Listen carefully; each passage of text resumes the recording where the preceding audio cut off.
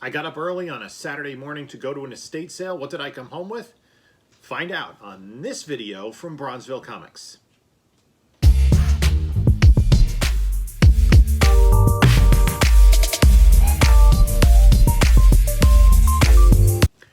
Hey there, comic book community. This is Jim from Bronzeville Comics with another video. Before we get started, a few things to talk about. Please, if you're enjoying these videos, hit like, subscribe to the channel, and leave a comment. That'll really help us out. We're getting close to 900 subscribers. When we get over 900, we'll start to talk about what I'm going to do for the 1,000 subscriber giveaway on the channel.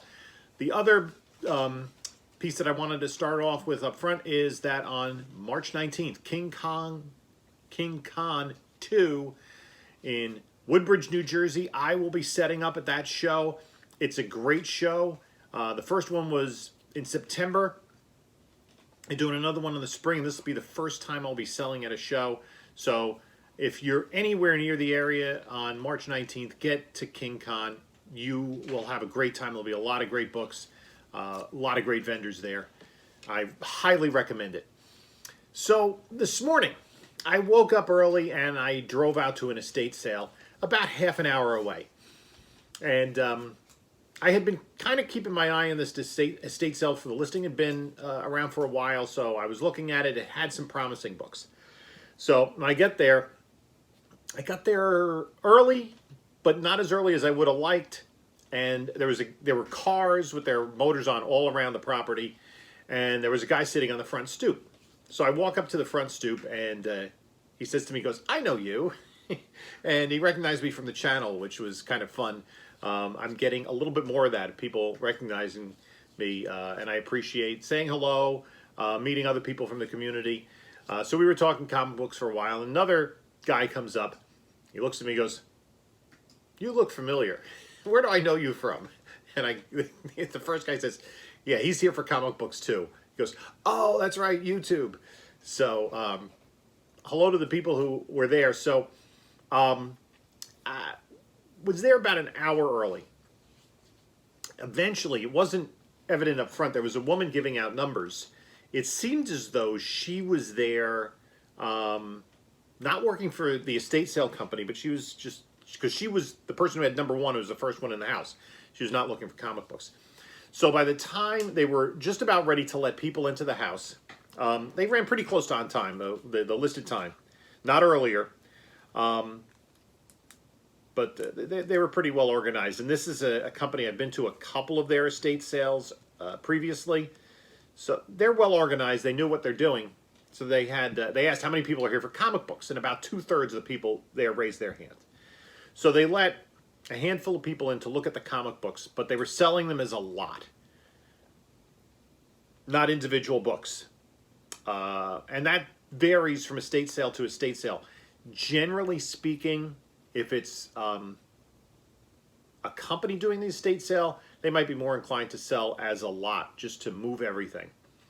If it's an individual doing it, more like a garage sale, they'll be willing to sell the books for a certain price a book, or you pick some books and give them an offer. That's been my experience, at least. So they advertised there were 1,500 books in the lot, and there were some nice books in there. There were some early Spider-Mans. I think there were 3 ASMs, the highest of which was number 21. None of them were huge keys. There was a Captain America 100. There was a Wolverine Limited Series number 1, an X-Men 95.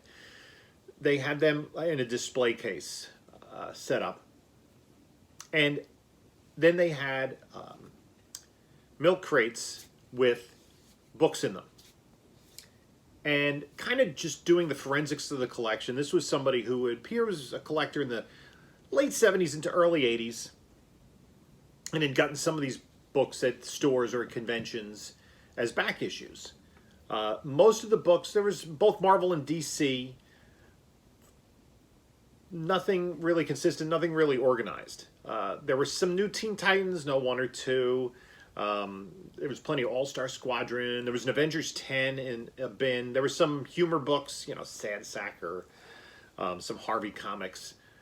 and it was just an assortment of books in there. But the price point that they were looking for was well beyond what I was willing to spend. I'm not saying the price wasn't fair, but for the amount of money that it cost, it was probably a little bit closer to fair market value that one would be paying, and you'd probably be paying for the bulk of the issues in there. There were a lot of books that might be, maybe $5 or $10 books in there, but that's a lot to process and to move. So it wasn't as though the big books there were going to kind of pay for the majority of the price that they were asking. So I took a pass, and I think a lot of the other people there were kind of hoping that they would be individual books for sale, and they could kind of find some cool stuff amongst these 1,500 books. But they were looking to just move the whole thing as one unit, which makes sense from their perspective. That they can get a price and just move everything out and not have to deal with the stuff that nobody really wants, have somebody else deal with that. Price point was a little bit past what I was willing to spend, as I said. So it's kind of, when you have a middleman, essentially, they need to take their profit out of it. Understandable. When you're dealing with the owner of something in an estate sale, and I've been to estate sales, which were essentially garage sales, where it was the owner looking to move the stuff and make whatever money they wanted to make, that's where you get some better deals. And so, whether you're dealing with an estate sale company or an antique store that will bring a collection in, they want to make a profit off of what they make. And they're not necessarily buying the comic books, they're buying the entire contents of the house. And they have different price points for different things, whether it be jewelry or coins. There was a car they were selling. And for me, that's not really the best bang for my buck. I have had better success getting other stuff, and this wasn't stuff that I really needed to have. I've actually had better success buying from collectors who knew their stuff, but were willing to let it go for a fair price and get a good run of books. There wasn't a whole lot of really special stuff in there, I didn't think. So I don't know if the best stuff was gone, or it was probably, when you see these collections where you see what the person picked up as they were a collector, and then you look at the stuff that they bought as back issues, you can understand the stuff they couldn't afford even at the time. If they were, like, it kind of looked a little similar to my collection, stuff in the late 70s, early 80s. If I had stopped when I went off to college, my collection might have looked a bit like that, with books I had picked up at conventions. And I was picking up more for quantity than quality when I was going to conventions as a kid. So I came home empty-handed, but my wallet was not any lighter, so that was fine. I've been kind of trying to control what I've been buying. So I picked up a few things that came in the mail this week, just some cool stuff. So Erod was doing a live show last week and doing some giveaways. He was asking trivia questions, and the first one to answer it right. I think I got all of them right, but I wasn't always the first one. So I picked up, he had these 3 Spider-Man books. So this Symbiote Spider-Man book, it's a 1 in 1,500, and it has the certificate of the number that it's there. The same with this Venom number 34. These are both by Gabriel Dell'Otto. Some cool books there. And then also an Amazing Spider-Man 798. I believe that's Dell'Otto as well. So those were some pretty cool books that came in the mail this week. I had gone to Black Friday. I went to an estate sale where the estate sale company had brought all the stuff in, and they had so much stuff there, it was impossible for one person to buy the whole thing. So they were selling individual stuff. And I picked up a lot of early Dark Horse Presents that I didn't have. I didn't have number 1, but I picked that up. And the trade dress for Dark Horse Presents is kind of small at the top, and this Black Cross, which is not really a character I'm familiar with, but the secondary feature is not here on the cover, is Concrete. First appearance of Concrete. So that was a cool book to get in nice condition. And then I picked up a couple of DC Keys This is a mid-grade of Forever People #1, the first full appearance of Darkseid. And what was nice is the seller included, when he mailed it, a low-grade copy of Forever People #3. Now, the Forever People are a really weird group. You know, there's for some reason DC in the early '70s liked these like flamboyant cowboy characters. Like they had, oh, what's the name of the character from the Forever People? The cowboy guy, and then this was in '71 and '72. Superman premiered Terra Man, who was dressed up as a cowboy and was a big villain of Superman throughout the '70s. He frequently returned, so I remember reading a lot of Terra Man as a kid. So that was nice. And also I picked up a Sea Devils #1. Not their first appearance. They premiered in Showcase. But this is a mid to high grade copy of Sea Devils #1. And I think I got a pretty good deal on that.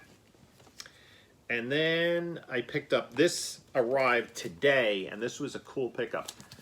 It was a lot, and I think I got a nice deal on that. Star Slayer #1. #2, and this is the big book in this group. It's the first appearance of The Rocketeer by Dave Stevens. And then 3 is the second appearance. So those were really, and then #4 was included in the lot as well. So that was a nice lot to get. I've been picking up a lot of Star Slayer 10, which is the first appearance of Grimjack, but about a month or two ago, #2 took off as there was news there's going to be another Rocketeer movie that's in development. So that's a really nice book to get, and as I said, it was a lot, and the price was really good, and it looks to be in really high grade. So that's about it for today. We're hitting the holidays. There's you know, the next couple of weekends, I'm pretty sure there's not going to be any availability of comic book hunting. As I'm have time off, maybe I'll hit some shops along the way, but I think mostly my videos over the next few weeks will be looking at old comics. And this Thursday, I'm going to finish my DC 1990s video series. We did DC 1998 this last week, so DC 1999 will be coming up 2 days before Christmas. And then I think right before the new year, we'll start with some Marvel books. So, guys, until next time, if you want to see some other videos, over here is my DC 1998 video. And down here is a comic book haul I got at a show at Clifton last week. So, until next time, this is Jim from Bronzeville Comics saying, enjoy your comics.